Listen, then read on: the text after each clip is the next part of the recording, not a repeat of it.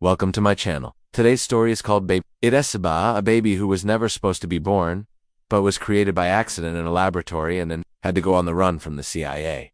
It's actually the sequel to another story I told previously, which is linked below. You don't need to listen to that one first though. They can both be enjoyed as standalone stories. As always, this story contains mature themes and may be offensive or disturbing to some listeners. This recording has been made available for educational purposes only and does not in any way represent the views of the host or the educational institution with whom the host is affiliated. The moral of the story is never trust a man with a briefcase. The year is 2034. The world is basically the same as it was in 2021, except everything is worse. Overpopulation has led to food shortages and widespread famine. Global warming has led to extreme weather events and rising sea levels. Automation has led to mass unemployment and income inequality. Political polarization and social media addiction have only gotten worse with time. The US and China are engaged in an ongoing trade war, and the pandemic that began in 2019 has mutated into a much more deadly strain. In this dystopian hellscape, a rogue geneticist named Dr. Alistair Finch has been working in secret on a way to reverse humanity's decline. He believes that if he can just find the right genetic traits, he can create the perfect human, someone who will be naturally resistant to all the deadliest strains of the virus, immune to the worst effects of radiation and climate change, physically stronger and smarter than any human alive today, and most importantly, someone who will be naturally happy without the need for drugs, alcohol, or social media. Unfortunately, Dr. Finnegan is not very good at his job. In fact, his previous experiments have gone so wrong that he's already killed several of his colleagues.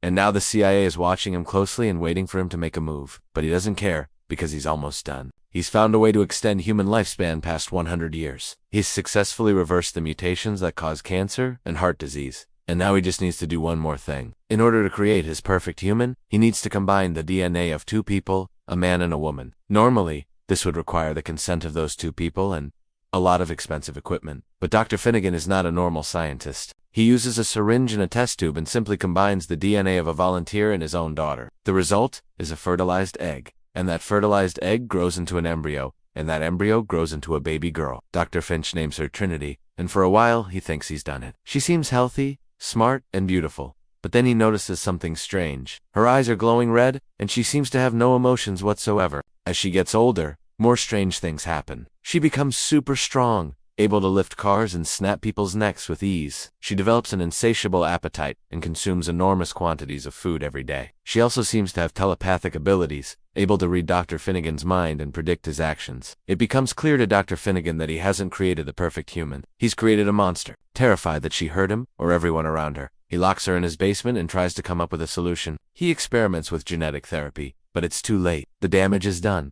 He could try to kill her, but he doesn't want to. In fact, he loves her more than anything in the world. So instead he hatches a plan. He contacts the CIA and tells them about his creation. He offers to give them his daughter so they can weaponize her, but they refuse. The CIA has been watching Dr. Finnegan for years, and they know he's insane. They're not going to take any chances. If he's willing to create a monster like BabyThree, what's to stop him from creating an army of monsters? The CIA sends in a team to arrest Dr. Finnegan and destroy his lab. But he's prepared for this. He'd known the CIA was watching him the whole time. He'd anticipated that they'd try to take BabyThree away from him, and so he'd already made a copy. When the CIA team shows up, they find a note from Dr. Finnegan explaining what he has done and where he has hidden the real BabyThree. They also find a second copy of BabyThree, but this one is calm and obedient. It looks like Dr. Finnegan had some control over this one. Maybe he could be persuaded to work with the CIA. But when they ask which one is the real BabyThree, the copy simply points to the door and says, "She's outside." Confused, the CIA agents open the door and look out into the hallway and see a third BabyThree standing there, the original one. And so begins the story of BabyThree. She roams the wasteland outside of Dr. Finnegan's lab, evading the CIA and searching for her father.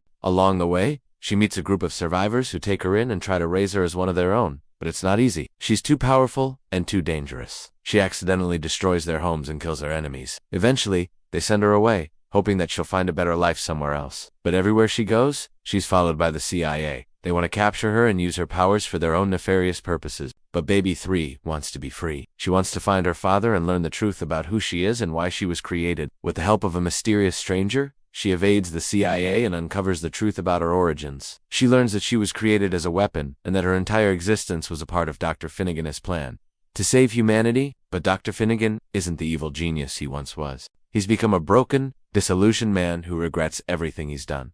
BabyThree is torn. On one hand, She wants revenge against her father for creating her and abandoning her. On the other hand, she understands that he was only trying to help humanity, and that she would unexist if it wasn't for him.